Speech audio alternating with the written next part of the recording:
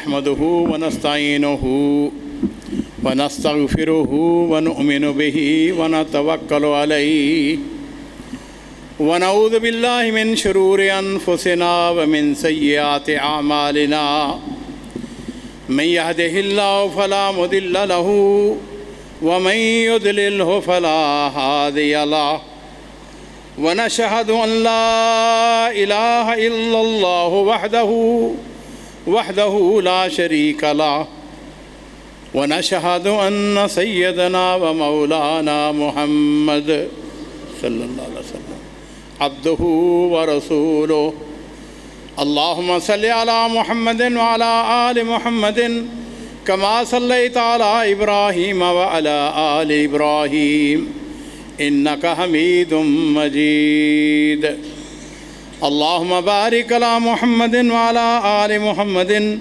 كما باركت على إبراهيم وعلى آل إبراهيم إنك حميد مجيد اللهم رب اشرح لي صدري ويسر لي أمري واحلل عقدة من لساني يفقهوا قولي أما بعد فأعوذ بالله من الشيطان الرجيم بسم الله الرحمن الرحيم من عمل صالحا من ذكر أو أنثى وهو مؤمن فلنحيينه حياة طيبة وَلَنَجْزِيَنَّهُمْ أَجْرَهُمْ بِأَحْسَنِ مَا كَانُوا يَعْمَلُونَ۔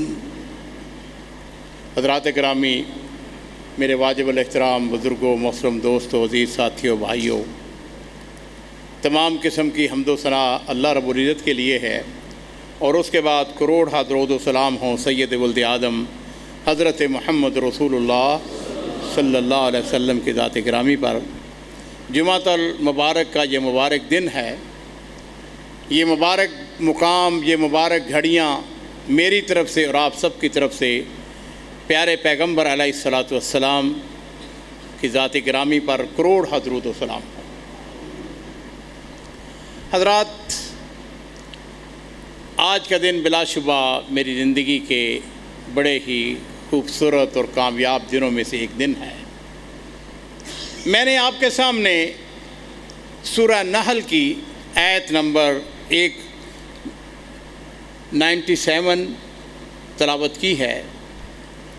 عزیزو، بات یہ ہے کہ کچھ عرصہ پہلے کی بات ہے، میں معمول کے مطابق قرآن پاک کی تلاوت کر رہا تھا۔ تلاوت کرتے کرتے سورہ نحل کی اس آیت کے اوپر جب میں آیا، میں نے اس آیت کی تلاوت کی تو میں نے کہا، عبد المالک، اس آیت کے مخاطب تو تم خود ہو، اس آیت کے مخاطب ہم سب ہیں، ساری دنیا کے مسلمان ہیں، اور اس آیت کے اندر میرے عزیزو ہمارے لیے بہت بڑا پیغام ہے، بہت بڑا میسج ہے۔ اللہ تعالیٰ فرماتے ہیں کہ من عمل صالحا من ذکر او انثی، تم میں سے جو کوئی بھی عمل صالح کرے، مرد ہو عورت ہو، اور پھر کیا ہے؟ وہ مومن۔ شرط کیا ہے؟ وہ مومن ہو۔ اللہ فرماتے ہیں کہ فَلَنُحْيِيَنَّهُ حَيَاةً طَيِّبَةً، پھر ہم اس کو پاکیزہ زندگی عطا کرتے ہیں۔ میرے عزیزو، یہ ہوا کہ جس وقت میں نے یہ لفظ پڑھی فَلَنُحْيِيَنَّهُ حَيَاةً طَيِّبَةً، تو میں نے مختلف تفاسیر کے اندر اس کا معنی، اس کا مطالب، اس کا مفہوم سمجھنا چاہا، اور علماء کرام نے اس کے معنی مختلف بیان کیے۔ جو سب سے بہترین معنی ہے وہ ہے پاکیزہ زندگی۔ فَلَنُحْيِيَنَّهُ حَيَاةً طَيِّبَةً، کہ جو مومن ہو، عمل صالح کرے، اس کو ہم کیا کرتے ہیں؟ اس کو ہم پاکیزہ زندگی عطا کرتے ہیں۔ اور اس کا ایک معنی جو ہے وہ یہ ہے کہ رزق حلال، یہ بھی اس کا ایک معنی ہے۔ اس کا ایک معنی یہ ہے، وہ قناعت بیان کیا گیا ہے، جو اللہ تعالیٰ نے ہم کو دیا ہے اس کے اوپر قناعت اختیار کرنا۔ میرے عزیزو، اس بات کو سمجھ لیں، جان لیجئے۔ کبھی کبھار آپ آنکھیں بند کر کے سوچیں، سوال کریں اپنے آپ سے، یوں تو اللہ تعالیٰ نے میرے اوپر بے شمار انعامات کیے ہیں۔ اللہ تعالیٰ نے قرآن پاک کے اندر ارشاد فرمایا، ان تعدوا نعمت اللہ لا تحصوها، بے شمار انعامات ہیں، لیکن عزیزو ان انعامات میں سب سے بڑا انعام کون سا ہے؟ اس کا جواب یہ ہے کہ سب سے بڑا انعام وہ ایمان ہے۔ اللہ تعالیٰ نے مجھے اور آپ سب کو، ہمیں مسلمان بنایا ہے۔ ایمان کی دولت، ایمان کی نعمت اس کائنات کے اندر اس کا کوئی مقابلہ نہیں ہے۔ اور میرے عزیزو، میں نے یہی بات آپ کو بتانی ہے، میں نے یہی بات آپ کے ساتھ ڈسکس کرنی ہے۔ امام ابن تیمیہ رحمہ اللہ کا ایک قول ہے، بڑا خوبصورت قول ہے۔ وہ کہتے ہیں ان من الدنیا، ان فی الدنیا جنت من لم يدخلها لا يدخل جنت الآخرہ۔ وہ فرماتے ہیں کہ اس دنیا کے اندر بھی ایک جنت ہے، جو اس جنت کے اندر داخل نہیں ہوگا وہ آخرت کی جنت کے اندر بھی داخل نہیں ہوگا۔ ان سے پوچھا گیا، حضرت یہ دنیا کے اندر جنت کون سی ہے جس کے بارے میں آپ اتنا بڑا دعویٰ کر رہے ہیں کہ جو اس دنیا کی جنت میں داخل نہیں ہوگا وہ آخرت کی جنت میں بھی نہیں داخل ہوگا؟ انہوں نے فرمایا انہا جنت الایمان، وہ ایمان کی جنت ہے۔ میرے عزیزو، یہ نعمت، یہ کرم، یہ فضل، اس کی لذت اتنی بڑی لذت ہے۔ کویت کے ایک بہت بڑے دائی، ان کا نام ہے ڈاکٹر عبد الرحمن سمیت، کچھ عرصہ پہلے ہی ان کا انتقال ہوا ہے۔ بہت عظیم شخصیت، کم و بیش 25 سال تک انہوں نے افریقہ کے جنگلوں میں، افریقہ کے ملکوں میں جا کر دعوت کا کام کیا۔ بلا مبالغہ لاکھوں لوگوں نے ان کے ہاتھ پر اسلام قبول کیا۔ نہ جانے انہوں نے کتنے مدارس، مساجد، ہاسپٹل، خیراتی کام کیے۔ اس دوران ان کے اوپر بڑے قاتلانہ حملے ہوئے، ان کو اغوا کرنے کی کوشش کی گئی۔ اور آپ کو پتہ ہے، مجھے افریقہ جانے کا اتفاق ہوا ہے، وہ ہم سے 50 سال پیچھے ہیں۔ نہ وہاں پہ روڈز ہیں، نہ وہاں پہ سہولیات میسر ہیں، مچھر ہیں، مکھیاں ہیں، بیماریاں ہیں۔ ڈاکٹر عبد الرحمن سمیت کہتے ہیں کہ ایک دن ایسا ہوا، بڑی فیملی کے میڈیکل ڈاکٹر ہیں یہ، کہتے ہیں ایک دن میں کویت کے امیر کے پاس بیٹھا ہوا تھا، 1 to 1 ملاقات تھی۔ کویت کا امیر مجھ سے کہنے لگا کہ ڈاکٹر عبد الرحمن، تم افریقہ کے اندر دعوت کا کام کرتے ہو، تمہیں ڈر نہیں لگتا ہے؟ تمہیں وہاں پر اغوا کرنے کی کوشش کی گئی، تمہارے اوپر بڑے ظلم و ستم ہوئے ہیں۔ یہ ملک دنیا کے سب سے ترقی یافتہ ملکوں میں سے ایک ملک ہے، تم واپس کیوں نہیں آ جاتے؟ یہاں پہ تمہارا اپنا خاندان ہے، برادری ہے، یہاں پہ آسائشیں ہیں۔ ڈاکٹر عبد الرحمن سمیت نے ان کو جواب دیا، سننے والا ہے۔ کہنے لگے، امیر، اگر میں اپنی حیثیت سے ذرا ہٹ کر بات کروں، جس کو ہم اپنے انداز میں کہتے ہیں نا، میں جان کی ایمان پاؤں تو ایک بات کروں۔ اس نے کہا کریں۔ کہنے لگے، اللہ کی قسم، جس لذت کے اندر میں ہوں، اگر آپ کو میسر آ جائے، آپ کو معلوم ہو جائے، تو کل ہی آپ اس کرسی کو ٹھوک کر مار کے میرے ساتھ افریقہ کے جنگلوں میں دعوت کا کام کرنا شروع کر دیں۔ میرے عزیزو، اس دنیا کے اندر سب سے بڑی جو لذت ہے وہ ایمان کی لذت ہے۔ اور آج میں نے اپنے شہر کے باسیوں کو، حافظ آباد والوں کو ایک پیغام دینا ہے۔ میں نے ایک بڑے آدمی کی بات آپ کو بتانی ہے۔ امام ابن تیمیہ رحمہ اللہ بہت عظیم شخصیت تھے، اور میں یہ اکثر جس جگہ جاتا ہوں اپنے نوجوانوں سے کہا کرتا ہوں، ان کو میسج دیتا ہوں، ان سے کہتا ہوں کہ 2 شخصیات ایسی ہیں جن کا ضرور مطالعہ کریں۔ ایک امام احمد بن حنبل ہیں رحمہ اللہ، اور دوسرے امام ابن تیمیہ ہیں۔ یہ 2 وہ عظیم شخصیات ہیں جنہوں نے اپنے اپنے انداز میں تاریخ کے دھارا موڑ کر رکھ دیا۔ امام ابن تیمیہ کو بہت دفعہ جیل میں ڈالا گیا، دمشق کی وہ جیل، مجھے دمشق جانے کا بہت دفعہ اتفاق ہوا ہے۔ وہ قلعہ جس قلعے میں ان کو محبوس رکھا گیا، بہت دفعہ مجھے دیکھنے کا اتفاق ہوا، اور میں جب بھی جاتا میں ٹکٹکی لگا کر اس قلعے کو دیکھتا۔ اس جیل کے اندر، اس قلعے کے اندر ابن تیمیہ اور میرے عزیزو ایک دفعہ ایسا ہوا امام ابن تیمیہ رحمہ اللہ کو جیل کے اندر ڈالا گیا، جیل کے دروازے کو اس نے زور سے بند کیا جیلر نے، اور امام ابن تیمیہ نے ایک اپنا مشہور زمانہ جملہ کہنے لگے ماذا یصنع بی اعدائی، کہنے لگے میرے دشمن، میرے مخالفین میرا کیا بگاڑ سکتے ہیں، ان جنتی و بستانی فی صدری، کہنے لگے میری جنت، میرا بستان، میرے باغیچہ یہ میرے سینے کے اندر ہے، اینما ذہبت فہی معیا، میں جہاں پہ بھی جاؤں وہ میرے ساتھ ساتھ ہے، اور وہ کیا ہے؟ وہ ایمان ہے۔ اور پھر اس وقت انہوں نے ارشاد فرمایا ان قتلی شہادہ، اگر یہ مجھ کو قتل کریں گے تو میرے لیے شہادت ہے، وَإِنَّ سِجْنِي خَلْوَةٌ، اگر مجھ کو جیل میں ڈالیں گے تو یہ میرے لیے خلوت ہے، میں اپنے رب کے ساتھ راز و نیاز کی باتیں کروں گا، وَأَخْرَاجُ مِنْ بَلَدِ سِیَاحَةٌ، اور اگر مجھ کو ملک بدر کریں گے، شہر بدر کریں گے تو یہ میرے لیے سیر و سیاحت ہو جائے گی، میں تو جہاں پہ بھی جاؤں گا میں خوش ہی خوش ہوں، میری زندگی پاکیزہ زندگی ہے۔ میرے عزیزو، ایمان جس کو نصیب ہو جائے، اور میرے ماں باپ قربان ہو، نبی کریم صلی اللہ علیہ وسلم نے ہماری رہنمائی فرمائی۔ عبداللہ بن جدعان یہ مکہ کا رہنے والا تھا، بڑا امیر آدمی تھا، جو تاریخ کے طالب علم ہے، سیرت کے طالب علم ہے، وہ جانتے ہیں حلف الفضول کا جو معاہدہ ہوا تھا یہ عبداللہ بن جدعان کے گھر میں ہوا تھا، اور میرے ماں باپ قربان ہو، نبی کریم صلی اللہ علیہ وسلم نے بھی اس کے اندر شرکت فرمائی تھی۔ مکہ کا امیر ترین آدمی تھا، شام کا وقت ہوتا اس کا نوکر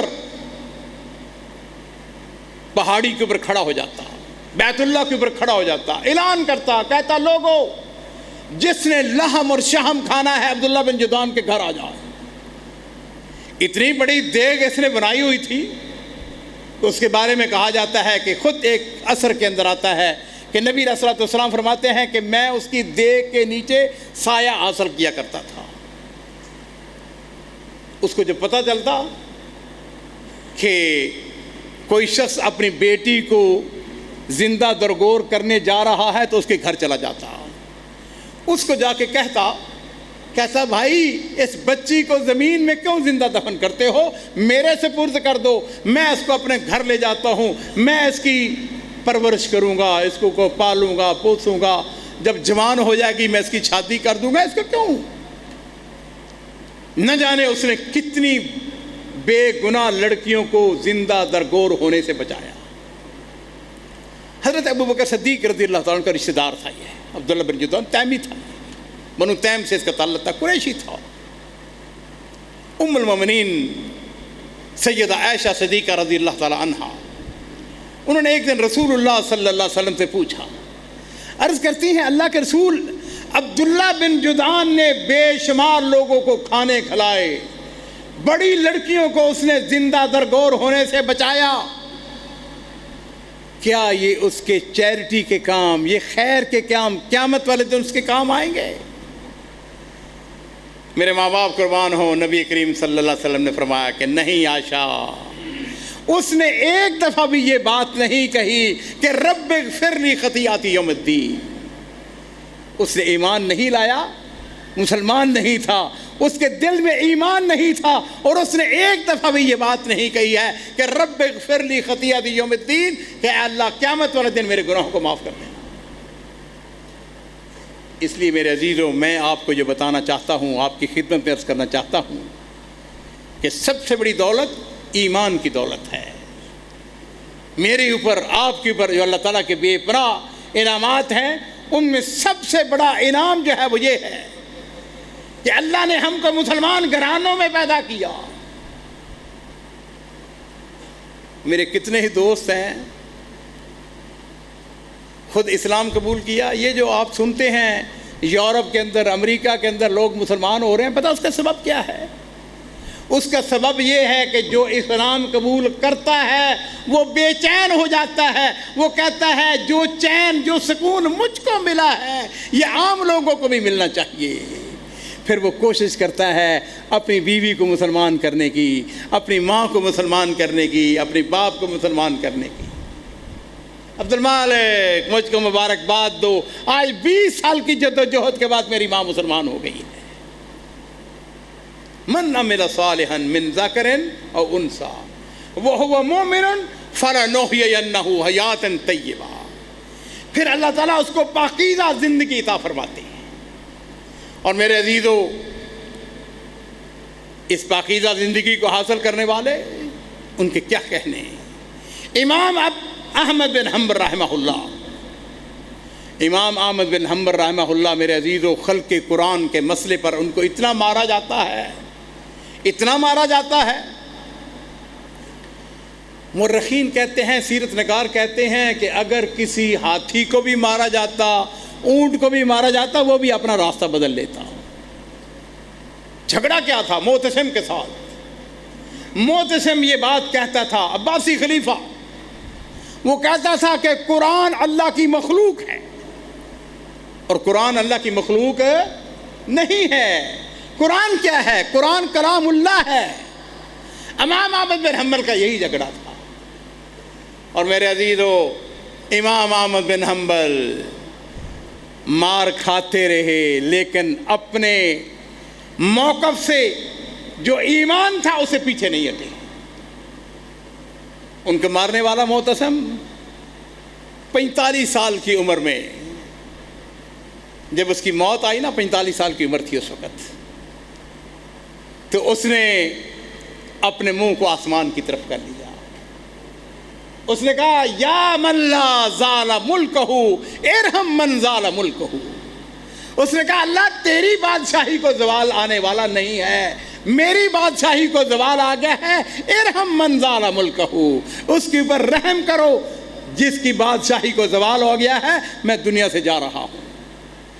اور پھر اس نے کہا کہ اگر لو علمت انی اموت شابا، اگر مجھ کو یہ پتہ ہوتا کہ میں اتنی جلدی اس عمر میں جوانی کے عالم میں نے مر جانا ہے، تو میں ان گناہوں کا ارتکاب نہ کرتا جو میں نے اپنی زندگی کے اندر کیے ہیں۔ میرے عزیزو، ایمان کی لذت۔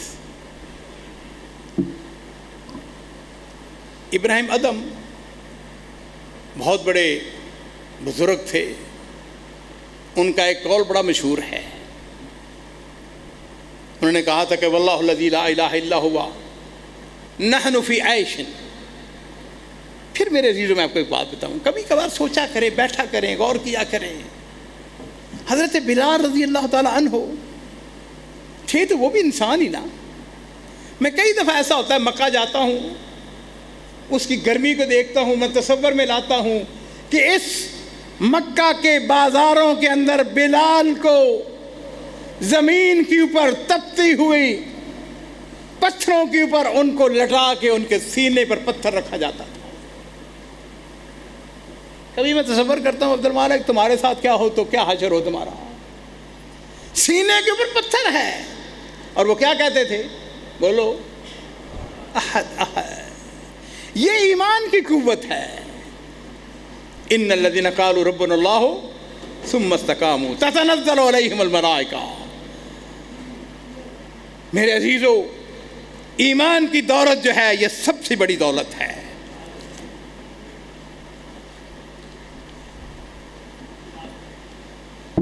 تو میں یہ عرض کر رہا تھا کہ ابراہیم ادم کہتے ہیں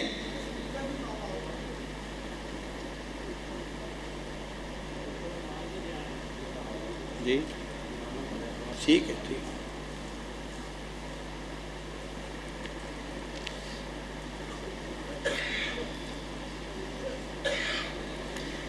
تو میں یہ عرض کر رہا تھا کہ ابراہیم ادہم وہ کہتے ہیں کہ واللہ الذی لا الہ الا ہوا نحن فی عیش لو علم الملوک لجادلون بالسیوف۔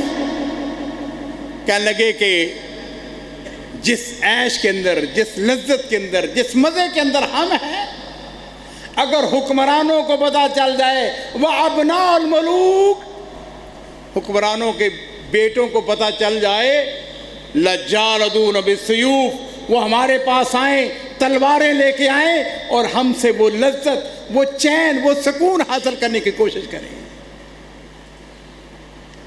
میرے عزیزو، من عمل صالحا من ذکر او انثی وہو مومن، یہاں عورت ہو مرد ہو، اگر وہ مومن ہے، امر صالح کرتا ہے، تو پھر کیا ہے؟ فَلَنُحْيِيَنَّهُ حَيَاةً طَيِّبَةً، پھر ہم اس کو پاکیزہ زندگی عطا فرماتے ہیں۔ میں امام ابن تیمیہ کی بات کر رہا تھا۔ امام ابن تیمیہ رحمہ اللہ 6 ہجری کے، 600 سال ہو چکے ہیں ان کو۔ یہ وہ عظیم شخصیت ہیں۔ مسجد اموی کے قریب ان کا گھر تھا، چھوٹا سا گھر تھا، 1 کمرے کا گھر۔ اتنے عظیم آدمی تھے، اتنے عظیم آدمی تھے، اتنا علم تھا ان کے پاس۔ آج بھی سعودی عرب کے اندر ان کا فتاویٰ جو ہے وہ 37 جلدوں کے اندر چھپا ہوا ہے۔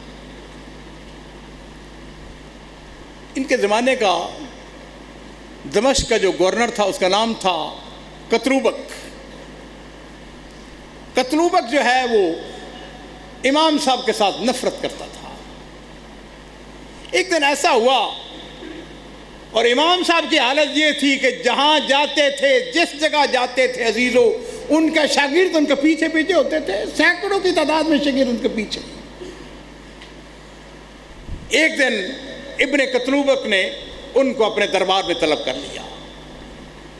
ابن تیمیہ سے کہنے لگا ابن تیمیہ، میرا تو جی چاہتا تھا میں آپ کے پاس آؤں، میں آپ کے شرف بخشوں، آپ کے پاس، آپ کے گھر میں آؤں، لیکن آپ کو پتہ ہے کہ ہم بڑے مصروف ہوتے ہیں، بڑے مشغول ہوتے ہیں، حکمرانی کے بے شمار کام ہوتے ہیں۔ ابن تیمیہ نے کہنے لگے کہ اپنی قدورت بھری باتوں کو چھوڑو، بتاؤ تم نے مجھ کو کیوں بلایا ہے، اپنے پاس آنے کی دعوت کیوں دی ہے؟ اس نے کہا زعم الناس انک ترید ملکی، اس نے کہا میرے جاسوسوں نے بتایا ہے، لوگ یہ گمان کرتے ہیں کہ تم ہماری حکومت تک قبضہ کرنا چاہتے ہو۔ ابن تیمیہ نے اس کی طرف حقارت بری نظروں سے دیکھا، فرمانے لگے ملکک، کہنے لگے ارے یہ تیرا ملک، یہ تیری بادشاہی، واللہ الذی لا الہ الا ہوا، ملک کا و ملک آبائی کا، اس رب کی قسم جس کے قبضہ میں میری جان ہے، تیری بادشاہی، تیرے باپ دادا کی بادشاہی لا تساوی عندی فلسا، کہنے لگے میرے نزدیک ایک فل سے بھی زیادہ اہمیت نہیں رکھتی۔ اس نے ایک سوال کیا، اس نے کہا ابن تیمیہ پھر یہ بتاؤ، یہ اتنی جدوجہد، یہ محنت، یہ کوششیں، یہ شاگردوں کو پڑھانا، یہ وقت دینا، دین کے لیے کوشش کرنی، ہمت کرنی، کہنے لگے انی ارید الجنہ، میں جنت کا خواہش مند ہوں، مجھ کو جنت چاہیے۔ اور میرے عزیزو، میں نے بھی آپ کو یہی پیغام دینا ہے، میں نے بھی آپ سے یہی بات کہنی ہے۔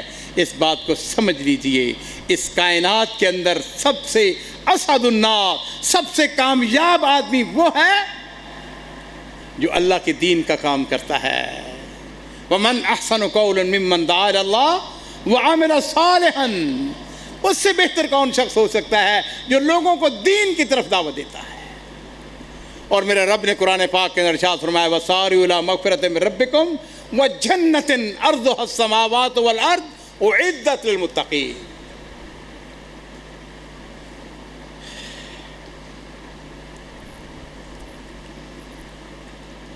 کوشش کریں دین کی طرف، ہمت کریں، محنت کریں، وَسَارِعُوا إِلَىٰ مَغْفِرَةٍ مِّن رَبِّكُمْ۔ میرے عزیزو، وقت جو ہے وہ بڑا مختصر ہے، میں نے ایک حدیث آپ کی خدمت عرض کرنی ہے،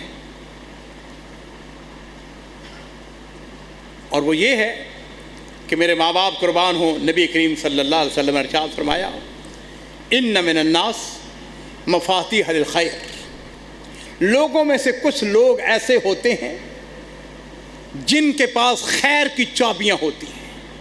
مفاتیح الخیر، ان کے ہاتھوں میں خیر کی چابیاں ہوتی ہیں، وہ خیر کے دروازوں کو کھولتے ہیں اور شر کے دروازوں کو بند کرتے ہیں۔ ان من الناس مفاتیح الخیر، یہ میرا شہر ہے، میرا بچپن یہاں پہ گزرا ہے۔ آج مجھے یہ کہنے میں کوئی حرج نہیں ہے کہ آج کا دن میری زندگی کے جو سب سے خوبصورت اور سب سے بہترین دن ہے، ان دنوں میں سے ایک دن ہے۔ یہ مسجد اس وقت تو بڑی ہوتی تھی، ہمیں یہاں پر حکیم ابراہیم صاحب رحمہ اللہ، میں نے اس مسجد کی در و دیوار میرے عزیزوں میرے لیے کوئی غیر معروف نہیں ہے،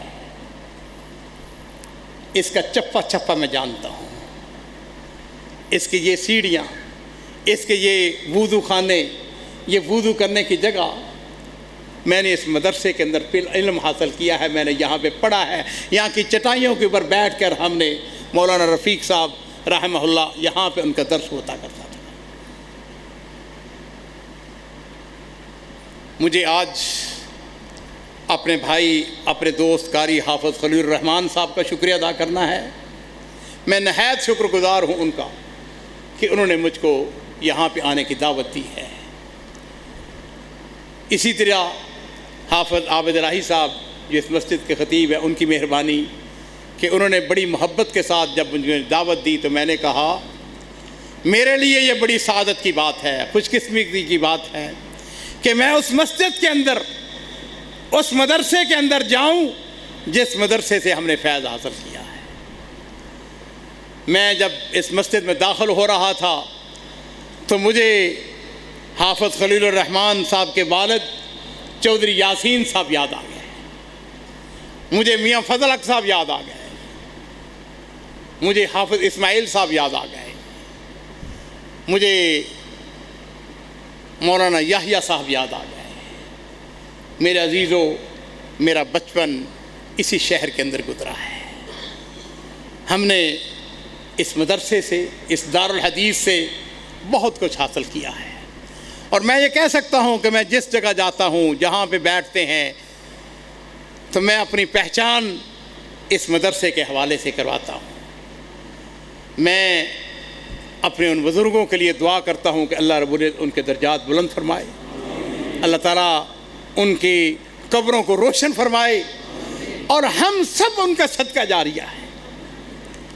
میرے ماں باپ قربان ہوں، نبی کریم صلی اللہ علیہ وسلم نے ارشاد فرمایا تھا اذا مات الانسان انقطع عملہ الا بثلاث، آدمی فوت ہو جاتا ہے، دنیا سے اس کا رشتہ وائر کٹ جاتی ہے، ختم ہو جاتا ہے، الا بثلاث، تین چیزیں ایسی ہیں جو مرنے کے بعد بھی باقی رہ جاتی ہیں، اور میں سب سے پہلی بات فرمایا صدقۃ جاریہ، صدقہ جاریہ۔ یہ مدرسہ، یہ مسجد انشاءاللہ یہ قیامت تک آباد رہے گی۔ مجھے میاں نعیم الرحمان صاحب کے الفاظ، ہمارے دوست تھے، اللہ تعالیٰ کو پیارے ہو گئے، وہ مجھے کہا کرتے تھے عبد المالک جب یہ مسجد مبارک بن رہی تھی تو ہم اپنے سروں پہ اٹھا کے نا، وہ ٹوکریاں اٹھا کے، دابڑے اٹھا کر، تو ہم مٹی اس کے اوپر ڈالا کرتے تھے۔ میرے عزیزوں، خوش قسمت ہے وہ لوگ جو اپنی زندگی میں صدقہ جاریہ بنا کے چلے گئے۔ تو میں یہ عرض کر رہا تھا کہ نبی کریم صلی اللہ علیہ وسلم نے ارشاد فرمایا اذا مات الانسان انقطع عملہ الا بثلاث، صدقۃ جاریہ، اور دوسری بات فرمایا او علم ینتفع بہ، اور دوسری بات علم چھوڑ گیا، مرنے کے بعد بھی لوگ اس سے استفادہ حاصل کرتے ہیں۔ میں یہ عرض کرنا چاہوں گا، اپنے ان بزرگوں کو خراج تحسین پیش کروں گا کہ وہ ہمارے لیے علم چھوڑ گئے ہیں، میرے جیسے گناہگار آدمی خطا کار ہیں، گناہگار ہیں، لیکن اللہ تیرا شکر ہے ہم جہاں پہ بھی جاتے ہیں، جس ملک میں جاتے ہیں، جس بستی میں جاتے ہیں، وہاں پر عقیدہ توحید کی بات کرتے ہیں، ایمان کی بات کرتے ہیں، اسلام کی بات کرتے ہیں، دینی اداروں کے ساتھ کھڑے ہو جاتے ہیں۔ میں اپنے بھائی خلیل الرحمان صاحب کو خراج تحسین بھی پیش کروں گا، ان کا شکریہ بھی ادا کروں گا، اور آپ سے بھی یہ بات کہوں گا، عزیزو او علم ینتفع بہی، اس کی مثال ہم سب بن جائیں۔ اس علم کو حاصل کرنے کے لیے یہ مدارس جو ہیں یہ امانت ہے، اور میں ہمیشہ یہ بات کہا کرتا ہوں اپنی مجالس کے اندر، اپنی گفتگو کے اندر، اسلام کے یہ چھوٹے چھوٹے قلعے ہیں، ہم نے ان قلعوں کی حفاظت کرنی ہے۔ چیلنجز بہت ہیں، لیکن میں آپ کو یہ بتانا چاہوں گا، خوشخبری دینا چاہوں گا کہ محمد عربی صلی اللہ علیہ وسلم کا دین پھیل رہا ہے مسلسل، اور عنقریب 50 سال کے بعد، 60 سال کے بعد وہ وقت آنے والا ہے کہ دنیا کے اندر اللہ کے فضل و کرم سے سب سے زیادہ مسلمانوں کی تعداد ہوگی۔ اس وقت 1.5 ارب سے زیادہ مسلمان ہیں۔ اور تیسری بات جو اس حدیث کے اندر بیان کی گئی ہے وہ یہ ہے کہ نبی کریم صلی اللہ علیہ وسلم نے ارشاد فرمایا، او ولد صالح یدعو لہ، نیک بچہ چھوڑ گیا ہے وہ ان کے لیے دعا کرتا ہے۔ ہم یہ بات کہتے ہیں، واللہ اللہ گواہ ہے، نہ جانے کتنی دفعہ حکیم ابراہیم صاحب کا نام لے کر، حافظ اسماعیل صاحب کا نام لے کر اس گناہگار نے حرم کے اندر، مسجد نبوی کے اندر، جہاں جہاں موقع ملا ہے، لیلۃ القدر کی راتوں کے اندر ان کے لیے دعائیں کی ہیں۔ ہم ان کے روحانی فرزند ہیں، ہم ان کے بیٹے ہیں، ہم ان کے لیے دعا کرتے ہیں۔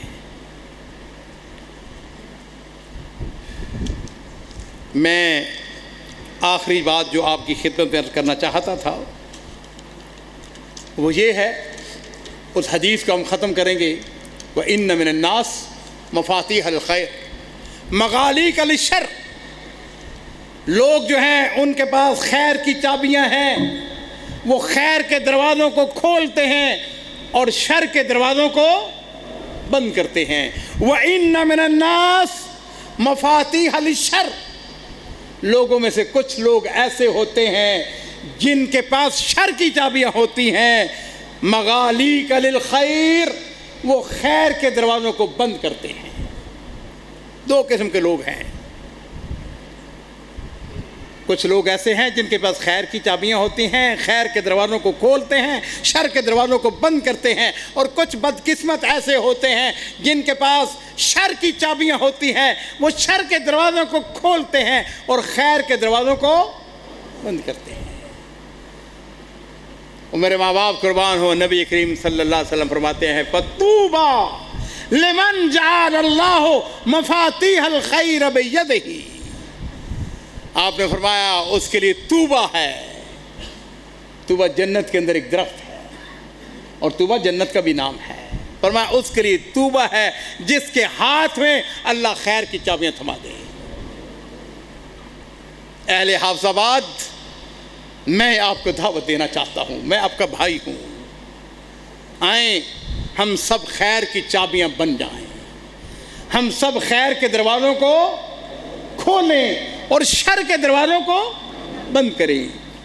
اور میرے ماں باپ قربان ہو، نبی کریم صلی اللہ علیہ وسلم نے فرمایا، وَوَيْلٌ لِمَنْ جَعَلَ اللَّهُ مَفَاتِيحَ الشَّرِّ عَلَى يَدِهِ، اس کے لیے ویل ہے، اس کے لیے جہنم ہے جس کے ہاتھوں میں شر کی چابیاں ہوں اور وہ خیر کے دروازوں کو بند کرنے والا ہو۔ بعض اوقات ہم نے دنیا کے اندر، میں نے دنیا بھر کے سفر کیے، دارالسلام ادارے کو جب بنایا تو اللہ تعالیٰ نے اپنے فضل و کرم سے ہمیں توفیق دی، ہم نے 28 زبانوں کے اندر قرآن پاک کے تراجم شائع کیے، اور یہ وہ تراجم ہیں قرآن پاک کے جو دنیا کے بیشتر زبانیں جو بولنے والے ہیں وہ یہی زبانیں بولتے ہیں۔ ہم نے الحمدللہ 1800 سے زیادہ کتابیں شائع کی، اور دنیا کا شاید ہی کوئی ملک ہو جہاں پہ اللہ کے فضل و کرم سے دارالسلام کی کتابیں نہ پہنچتی ہوں۔ ہم نے عقیدہ توحید کے اوپر قرآن و سنت کے مطابق جو لٹریچر تھا وہ دنیا کو دیا ہے، اور بڑی ریسرچ کے ساتھ، بڑی محنت کے ساتھ دیا ہے۔ میں نے آپ کو جو پیغام دینا ہے وہ یہ ہے، اپنے شہر کے اندر مجھے یقین ہے، مجھے بڑی خوشی ہوئی، میرے پاس یوتھ فورس کے نوجوان آئے جمعے سے پہلے، میں ان کو مبارکباد دیتا ہوں، میں ان کے ساتھ کھڑا ہوں۔ یہ میرے آپ بچے ہیں، مجھے یاد ہے، یاد آ گیا، ابھی داخل ہوا مولانا داؤد ندوی رحمہ حافظہ اللہ یہاں پہ موجود تھے۔ جس وقت میں آج سے 80s کی بات ہے، 79 کے اندر ہم نے، یہ تقریباً 42-43 سال پہلے کی بات ہے، مولانا داؤد ندوی حافظہ اللہ یہ جمعیت شبان اہل حدیث کے ہمارے امیر ہوا کرتے تھے، میں ناظم ہوا کرتا تھا، چودھری عارف صاحب ہمارے نائب صدر تھے۔ اپنے اپنے انداز میں اس وقت بھی کام کیا، لیکن میں یہ سمجھتا ہوں اب نوجوان جو ہیں ہم سے بہتر انداز میں کام کر رہے ہیں۔ یوتھ فورس کے نوجوانوں، میں آپ کو شاباش دینا چاہوں گا، میں آپ کو مبارکباد دینا چاہوں گا۔ مجھے خوشی ہے کہ میرے شہر کے اندر جس وقت ہم گئے اس وقت اتنی مسجدیں نہیں تھیں جتنی آج مساجد بن چکی ہیں۔ یہ سب کا سب کام جو ہے وہ اس انداز میں ہوا ہے کہ ہم نے مل کر اس دین کی خدمت کرنی ہے، اس دین کی آبیاری کرنی ہے، اور یہ دین جو ہے